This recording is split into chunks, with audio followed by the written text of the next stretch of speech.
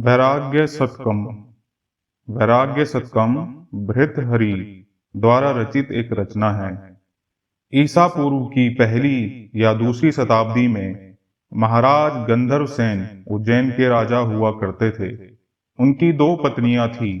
पहली पत्नी के पुत्र थे भृतहरि और दूसरी के पुत्र थे विक्रमादित्य, जिनके नाम पर विक्रमीय संवत प्रचलित हुआ। पिता की मृत्यु के उपरांत पहले भर्तृहरि को राज्यभार मिला, परंतु कुछ काल बाद ही उन्हें वैराग्य हुआ और उन्होंने अपने राज्य को अपने भ्राता विक्रम को दे दिया। वैराग्य शतकम भर्तृहरि के 3 प्रसिद्ध शतकों में से एक है। इसमें वैराग्य संबंधी 100 श्लोक हैं। इसमें भर्तृहरि ने अपने जीवन से जो भी जाना, जीवन की सच्चाइयों को इसमें उड़ेल दिया और यह बताया कि यह जीवन किस तरह निस्सार है। भर्तृहरि ने यहाँ संसार की असारता और वैराग्य के महत्व का प्रतिपादन किया है। इस शतक में काव्य प्रतिभा और दार्शनिकता का अद्भुत समन्वय किया गया है। इसमें सांसारिक आकर्षणों और भोगों के प्रति उदासीनता के उभरते हुए भावों का चित्रण भी किया गया है।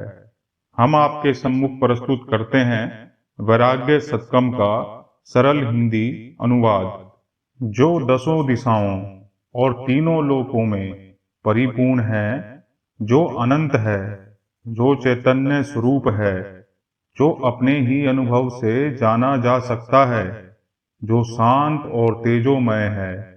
ऐसे ब्रह्म रूप परमात्मा को मैं नमस्कार करता हूँ। जो विद्वान हैं वे ईर्ष्या से भरे हुए हैं, और जो धनवान हैं उनको अपने धन का ही घमंड है। इनके सिवा जो और लोग हैं वे अज्ञानी हैं। इसलिए विद्वतापूर्ण विचार, सुंदर सुंदर सार गर्भित निबंध या उत्तम काव्य शरीर में ही नाश हो जाते हैं। मुझे संसारी कामों में जरा भी सुख नहीं दिखाई देता। मेरी राय में तो पुण्य फल भी भयदायक ही हैं। इसके सिवा बहुत अच्छे अच्छे पुण्य कर्म करने से विषयों के सुख ही प्राप्त किए जा सकते हैं, जो कि हमेशा नहीं बने रहते और अंत में दुखों के ही कारण बनते हैं। धन मिलने की उम्मीद से मैंने जमीन के पैंदे तक खोद डाले, अनेक प्रकार की पार्वतीय धातुएं फूंक डाली, मोतियों के लिए समुद्र की थाह को भी ले आया। राजाओं को राजी रखने में भी कोई कसर नहीं छोड़ी। मंत्र सिद्धि के लिए रात रात भर शमशान में एकाग्रचित होकर जाप करता रहा, पर अफसोस की बात है कि इतनी आफतें उठाने पर भी एक कौड़ी ना मिली। इसलिए हे तृष्णे, अब तू मेरा पीछा छोड़ दे। मैं अनेक दुर्गम और कठिन स्थानों में डोलता फिरा, पर कुछ भी नतीजा ना निकला। मैंने अपनी जाति और अपने कुल का भी मान त्याग कर पराई चाकरी भी की, पर उससे भी कुछ नहीं मिला। शेष में मैं कौवे की तरह डरता हुआ, अपमान सहता हुआ, पराए घरों के टुकड़े भी खाता फिरा। हे पाप कर्म कराने वाली और कुमतदायिनी तृष्णा, क्या तुझे इतने पर भी संतोष नहीं हुआ? मैंने दुष्टों की सेवा करते हुए उनकी तानेबाजी भी सही, भीतर के दुख और आए हुए आंसू को रोका और दुखी चित्त से भी सबके सामने हंसता ही रहा। उन हंसने वालों के सामने चित्त को स्थिर करके हाथ भी जोड़ता रहा। हे झूठी आशा, क्या अभी और भी नाच नचाएगी? सूर्य के उदय और अस्त होने के साथ मनुष्यों की जिंदगी रोज घटती जाती है। समय भागता जाता है, पर कारोबार में मशगूल रहने के कारण यह भागता हुआ नहीं दिखाई देता। लोगों को पैदा होते, बूढ़े होते, विपत्ति ग्रसित होते और मरते देखकर भी मन में भय नहीं होता। इससे मालूम होता है कि मोहमयी प्रमाद रूपी मदिरा के नशे में संसार मतवाला हो रहा है। बुढ़ापे के कारण भोग भोगने की इच्छा नहीं रही, मान भी घट गया। हमारी बराबरी वाले चल बसे, जो घनिष्ठ मित्र रह गए हैं वे भी निकम्मे या हम जैसे ही हो गए हैं। अब हम बिना लकड़ी के उठ भी नहीं सकते और आंखों में अंधेरी भी छा गई है। इतना सब होने पर भी हमारी काया कैसी बेहया है, जो अपने मरने की बात सुनकर भयभीत हो उठती है। विधाता ने हिंसा रहित और बिना उद्योग के मिलने वाली हवा का भोजन सांपों की जीविका बनाई। पशुओं को घास खाना और जमीन पर सोना ही बताया, किंतु जो मनुष्य अपनी बुद्धि के बल से भवसागर पार हो सकते हैं, उनकी जीविका ऐसी बनाई कि जिसकी खोज में उनके सारे गुणों की समाप्ति ही हो जाती है, परंतु फिर भी उनका मन नहीं भरता। हमने संसार के बंधन काटने के लिए ईश्वर के चरणों का ध्यान नहीं किया। हमने स्वर्ग के दरवाजे खुलवाने वाले धर्म का भी संचय नहीं किया और हमने स्वप्न में भी स्त्री कठोर कुचकों को आलिंगन नहीं किया। विषयों को हमने नहीं भोगा, किंतु विषयों ने ही हमारा भोग किया है। हमने तप को नहीं तपा, किंतु तप ने ही हमें तपा डाला। काल का खात्मा तो नहीं हुआ, किंतु हमारा ही खात्मा हो चला। तृष्णा का बुढ़ापा नहीं आया, किंतु हमारा ही बुढ़ापा आ गया। क्षमा तो हमने किया, परंतु धर्म के ख्याल से नहीं। हमने घर के सुख चैन तो छोड़े, परंतु संतोष से नहीं छोड़े। हमने सर्दी गर्मी और हवा के ना सह सकने वाले दुख तो सहे, किंतु हमने ये सब दुख तप की गरज से नहीं, किंतु दरिद्रता के कारण सहे। हम दिन रात ध्यान में लगे तो रहे, पर उनके ध्यान में लगे रहे। हमने प्राणायाम क्रिया द्वारा शंभु के चरणों का ध्यान नहीं किया। हमने काम तो सब मुनियों से किए, परंतु उनकी तरह फल हमें नहीं मिल पाए। चेहरों पर झुर्रियां पड़ गई, सिर के बाल पककर सफेद हो गए, सारे अंग ढीले हो गए, पर तृष्णा तो युवा होती जाती है। विषयों को हम चाहे जितने दिनों तक क्यों ना भोगें, एक दिन वे निश्चय ही हमसे अलग हो जाएंगे। तब मनुष्य उन्हें स्वयं अपनी इच्छा से ही क्यों ना छोड़ दे। इस जुदाई में क्या फर्क पड़ेगा? अगर वह ना छोड़ेगा तो ये विषय ही हमें छोड़ देंगे। जब वे स्वयं मनुष्य को छोड़ेंगे तब बड़ा दुख और मन क्लेश होगा। अगर मनुष्य उन्हें स्वयं छोड़ देगा तो इससे सुख और शांति की प्राप्ति होगी। पहले समय में विद्या केवल उन लोगों के लिए थी जो मानसिक क्लेशों से छुटकारा पाकर चित्त की शांति चाहते थे। इसके बाद विषय सुख चाहने वालों के काम की हुई। अब तो राजा लोग शास्त्रों को सुनना ही नहीं चाहते, वे उससे परामुख हो गए हैं। इसलिए वह दिन ब दिन रसातल को चली जाती है। यह बड़े ही दुख की बात है। यदि तुम धन के स्वामी हो तो हम वाणी के स्वामी हैं। यदि तुम युद्ध करने में वीर हो तो हम अपने प्रतिपक्षियों से शास्त्रार्थ करके उनका मद ज्वर तोड़ने में कुशल हैं। यदि तुम्हारी सेवा धन कामी या धनांध करते हैं तो हमारी सेवा अज्ञान अंधकार का नाश चाहने वाले शास्त्र सुनने के लिए करते हैं। यदि तुम्हें हमारी जरा भी गरज नहीं तो हमें भी बिल्कुल गरज नहीं है, हम भी चलते हैं। जब मैं थोड़ा सा जानता था तब हाथी के समान मद से अंधा हो रहा था। मैं समझता था कि मैं सब कुछ जानता हूँ। जब मुझे बुद्धिमानों की संगत से कुछ मालूम हुआ तब मैंने समझा कि मैं तो कुछ भी नहीं जानता। मेरा झूठा मद ज्वर की तरह उतर गया। जब लोगों में इज्जत आबरू ना रहे, धन का नाश हो जाए, याचक लौट लौट कर जाने लगे, भाई बंधु स्त्री पुत्र और नाते रिश्तेदार मर जाएं, तब बुद्धिमान को चाहिए कि किसी ऐसे पर्वत की गुफा में जाकर बसे जिसके पत्थर गंगा जी के जल से पवित्र हो रहे हों। हे मलिन मन, तू पराये दिलों को प्रसन्न करने में किस लिए लगा रहता है? यदि तू तृष्णा को छोड़कर संतोष कर ले, अपने में ही संतुष्ट रहे, तो तू स्वयं चिंतामणि स्वरूप हो जाएगा। फिर तेरी कौन सी इच्छा है जो पूरी ना हो? विषयों को भोगने में रोगों का डर है, कुल में दोष होने का भय है, धन में राजा का भय है, चुप रहने में दीनता का भय है, बल में शत्रुओं का भय है, सौंदर्य में बुढ़ापे का भय है, शास्त्रों में विपक्षियों के वाद का भय है, गुणों में दुष्टों का भय है, शरीर में मौत का भय है, संसार की सभी चीजों में मनुष्य को भय है, केवल वैराग्य में ही किसी प्रकार का भय नहीं होता।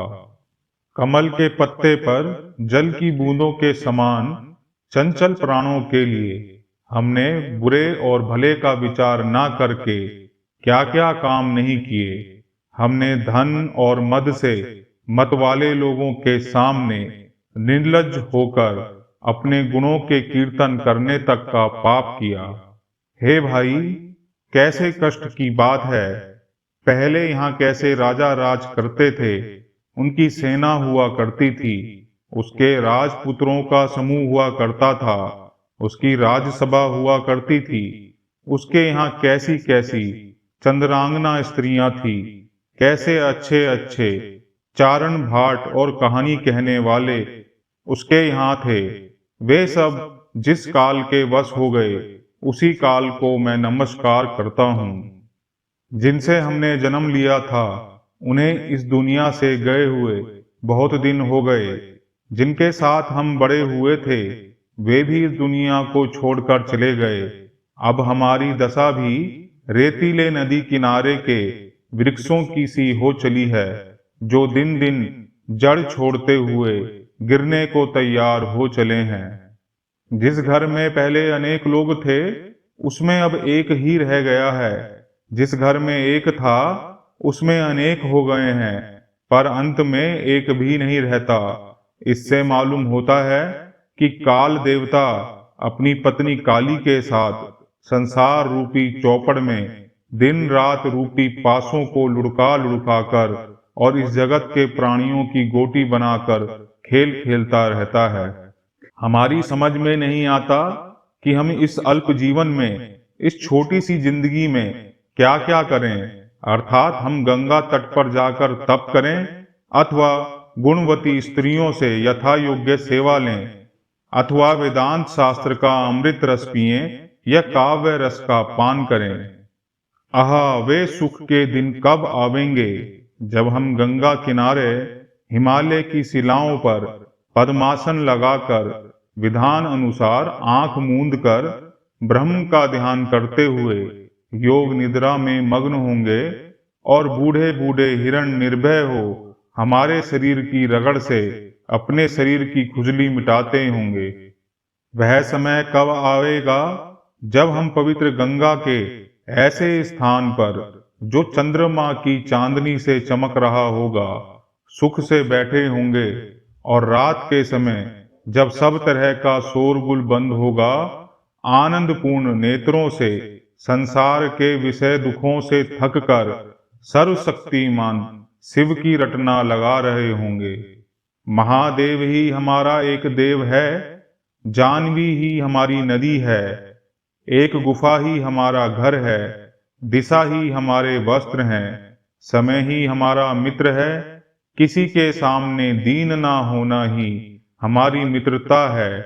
अधिक क्या कहें, वट वृक्ष ही हमारी अर्धांगिनी है। देखिए, गंगा स्वर्ग से शिवजी के मस्तक पर गिरी, उनके सिर से हिमालय पर्वत पर, हिमालय पर्वत से पृथ्वी पर और पृथ्वी से समुद्र में गिरी। इससे मालूम होता है कि विवेकहीनों का पद पद पर सैकड़ों प्रकार से पतन होता है। आशा एक नदी है, उसमें इच्छा रूपी जल है। तृष्णा उस नदी की तरंगे हैं, प्रीति उसके मगर हैं। तर्क वितर्क या दलीलें उसके पक्षी हैं, मोह उसके भंवर हैं। चिंता ही उसके किनारे हैं। वह आशा नदी धैर्य रूपी वृक्ष को गिराने वाली है। इस कारण उसके पार होना बड़ा ही कठिन है। जो शुद्धचित्त योगेश्वर उसके पार चले जाते हैं, वे बड़ा ही आनंद का उपभोग करते हैं।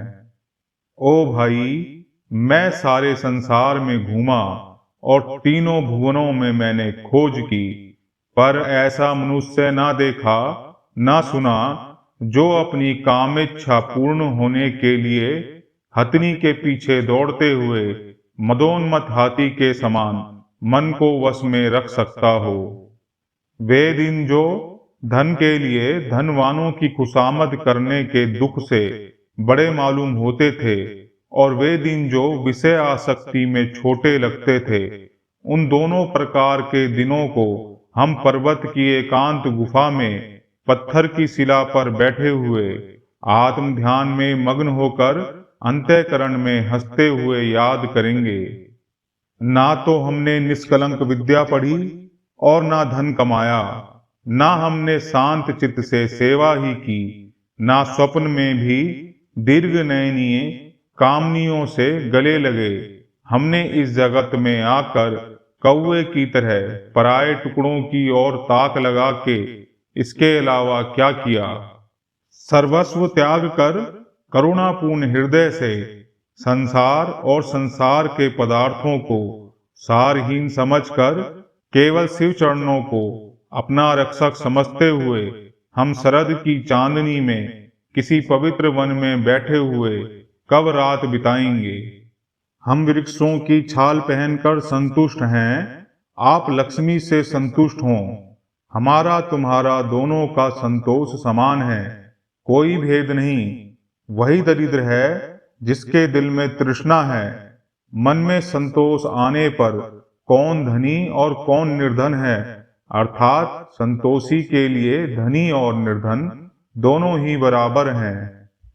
स्वाधीनता पूर्वक जीवन व्यतीत करना, बिना मांगे खाना, विपद में साहस रखने वाले मित्रों की संगति करना, मन को वश में करने की तरकीब बताने वाले शास्त्रों को पढ़ना सुनना और चंचल चित्त को स्थिर करना हम नहीं जानते ये किस पूर्व तपस्या के फल से प्राप्त होते हैं।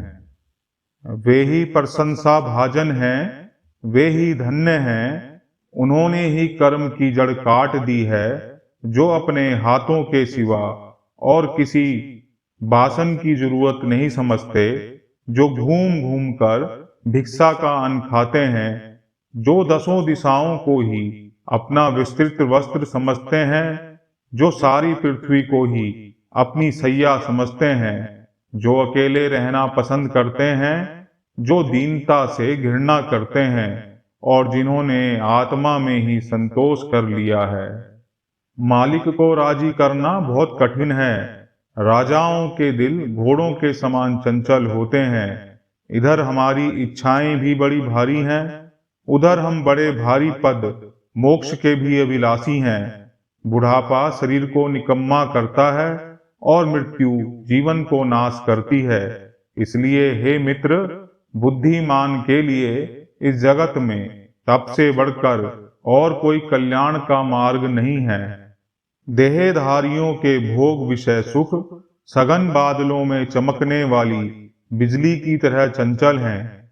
मनुष्यों की आयु हवा से छिन भिन हुए बादलों के जल के समान क्षण स्थायी या नाशवान है, और जवानी की उमंग भी तो स्थिर नहीं है। इसलिए बुद्धिमानों, धैर्य से चित्त को एकाग्र करके योग साधना में लग जाओ।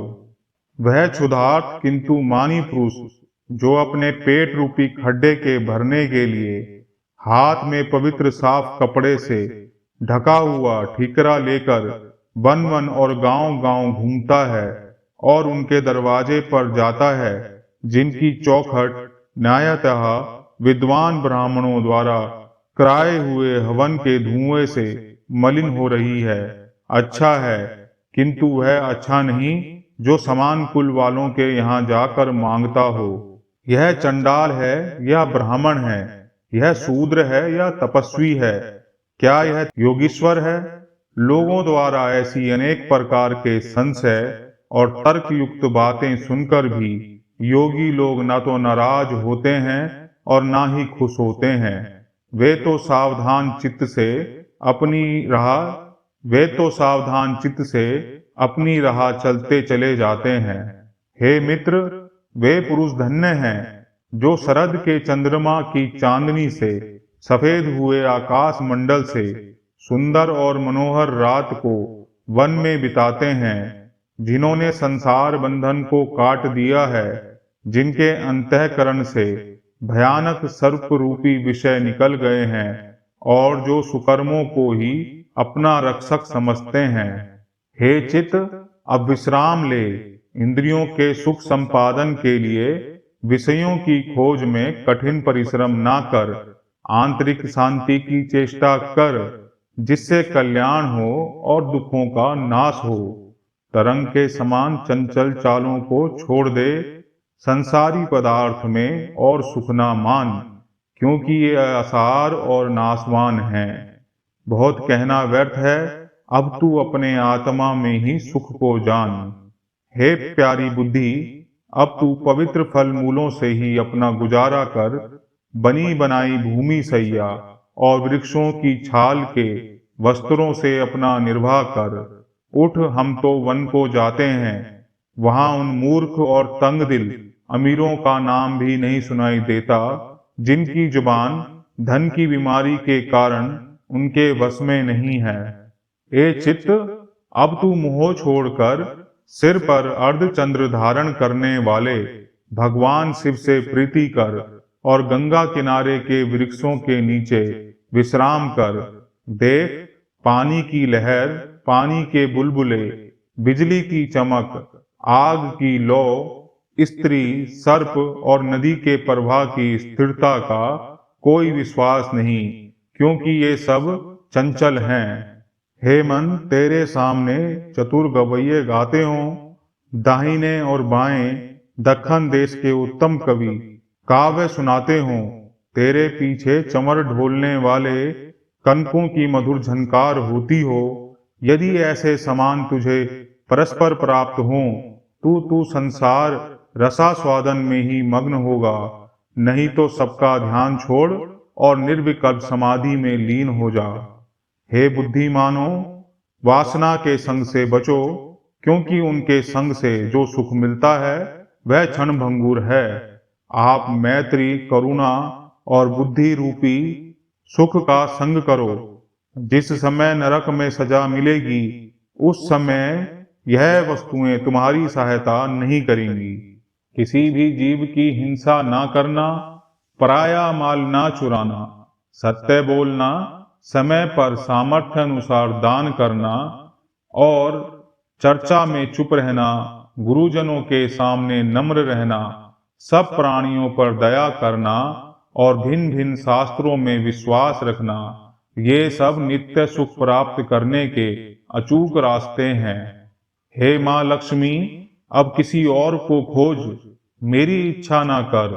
अब मुझे विषय भोगों की चाह नहीं है। मेरे जैसे निष्प्रह इच्छा रहितों के सामने तू तुच्छ है, क्योंकि अब मैंने हरे ढाक के पत्तों के दोनों में भिक्षा के सत्तू से गुजारा करने का संकल्प कर लिया है। पहले हमारा आपका इतना गाढ़ा संबंध था कि आप थे सो मैं था और मैं था सो आप थे। अब क्या फर्क हो गया है कि मैं हूं और आप ही हैं। ए तृष्णा, अब तू अपनी लीला से मुझ पे कटाक्ष क्यों चलाती है? अब तू काम मद पैदा करने वाले दृष्टि को रोक ले। तेरे इस परिश्रम से तुझे कोई लाभ ना होगा। अब हम पहले जैसे नहीं रहे। हमारी जवानी चली गई है। अब हमने वन में रहने का निश्चय कर लिया है और मोह को त्याग दिया है। अब हम विषय सुखों को तृष्णा से भी निकम्मा समझते हैं। क्या संतों के रहने के लिए उत्तम उत्तम महल ना थे? क्या सुनने के लिए उत्तम उत्तम गान ना थे?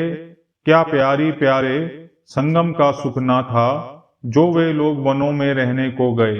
हाँ, सब कुछ था, पर उन्होंने इस जगत को गिरने वाले पतंग के पंखों से उत्पन्न हवा से हिलते हुए दीपक की छाया के समान चंचल समझकर छोड़ दिया, अथवा उन्होंने मूर्ख पतंग की भांति जो हवा से हिलते हुए दीपक की छाया में घूम घूम कर अपने तन को जलाकर भस्म कर देता है, संसार को अपना नाश करते देख संसार को छोड़ दिया।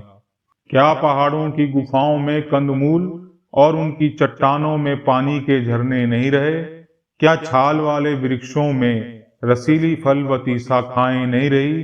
जो लोग उन अभिमानी और नीचों के सामने दीनता करते हैं, जिनकी भौं मारे अभिमान के चढ़ी रहती हैं और जिन्होंने बड़े कष्ट से थोड़ा सा धन जमा कर लिया है।